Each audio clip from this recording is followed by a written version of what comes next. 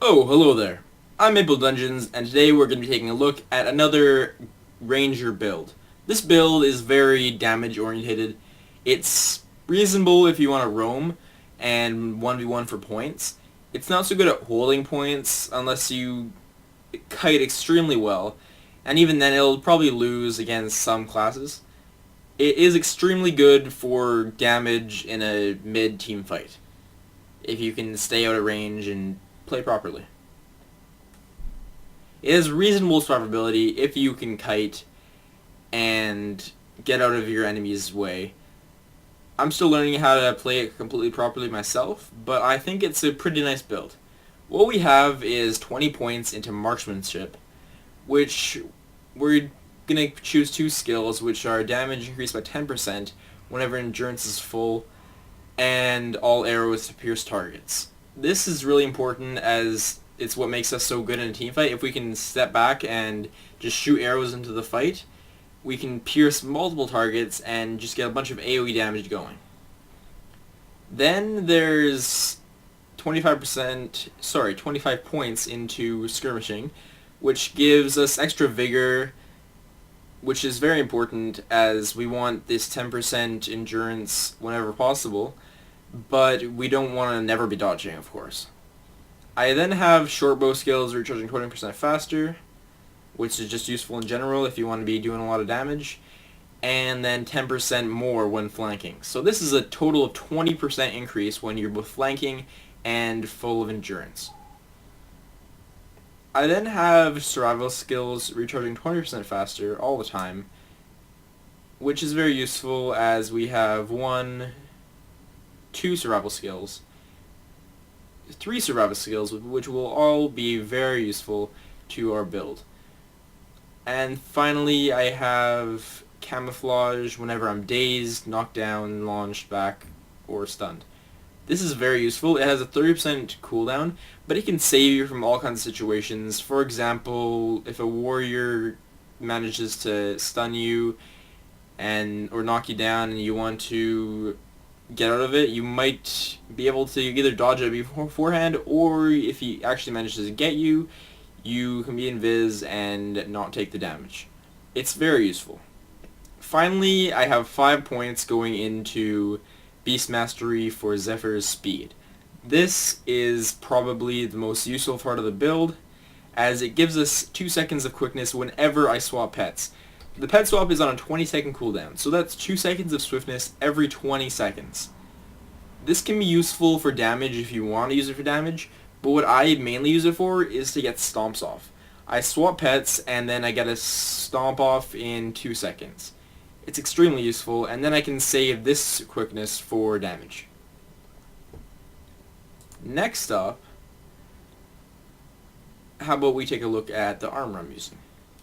The armor I'm using on my armor, the runes I'm using, are 6 runes of the ogre. This is mainly just for the damage. It does a lot of extra damage when you have a rock dog, and it's very good for the down state, which I'll talk about in a little bit.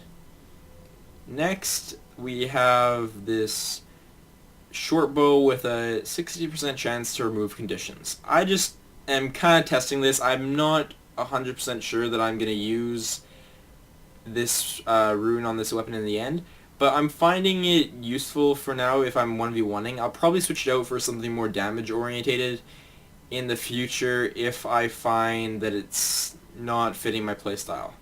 What I like is this 5% chance to critical every time I switch to my axe, and then a 30% chance on critical hits to steal health. So the axe is kind of what I use to start fights, and if I want to run away, then I'll use the axe too. So it makes sense to me to want to put defensive kind of rune on the axe. So what I'll do is, when I want to run away, if I'm in a fight I know I'm going to lose, I'll swap out to the axe, I will put in speed, and then I will run away and pop some birds on my enemies to try and steal some health, because they'll probably crit, at least some of them. So yeah, I have the short bow and the axe and warhorn. The short bow is going to be your main damage weapon, while the axe is good for buffs and for running away and moving healing points. As a utility, I have Healing Spring just because it's so good, and it's so good for condition removal and just team play in general. And then I have Quickening Zephyr, which gives me quickness, but unfortunately you cannot be healed while you have this up, so you want to use this when you're very high health and you know you're not going to die. Next, I have the Signet of Renewal, which cures a condition every 10 seconds, so it just adds up to all that condition removal, so I shouldn't die to anything that's heavy condition. I'm slightly weak against heavy power classes, but that's a risk to take. It's also a stun breaker, so that's extremely useful. And then I have a second stun breaker, which will also give me vigor and make me evade backwards. So it adds to the whole vigor thing of wanting to keep up that endurance. The final skill I'm using as my Ultra skill is Entangle. Entangle can be very useful in a 1v1. It can do quite a bit of damage, and it can be extremely useful in a team fight. If you have 3 people there and they're all melee, if you entangle them all, it's gonna be troublesome for them. It's gonna be very troublesome. The pets I'm using are the wolf and the spider. The spider is something I might change out depending on the map and the role I'm playing, because it's not the highest damage, but it's what I'm used for 1v1ing because it has the immobilize and I can kite more easily with it, and it's what I'd use if I'm sitting on a cliff raining down damage because it has that ranged utility, so it's not going to go in there and die.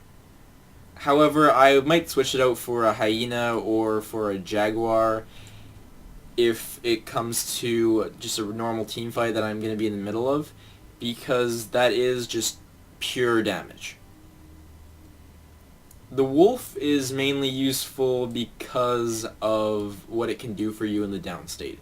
It doesn't always work, but let me try and show you what it does. Okay, I'm just going to try and let this guy down me.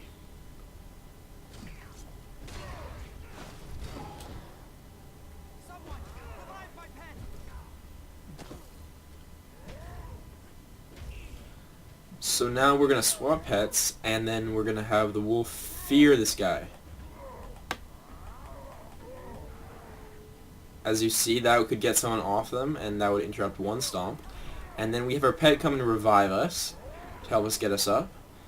And then to interrupt another stomp, we can use the lightning. But unfortunately, the chieftain is pretty damn strong and is going to kill us. But hopefully that gives you a decent idea of what to do when you're dead. The wolf fear doesn't always go off properly on your enemies, but it can be very useful and can win you some fights.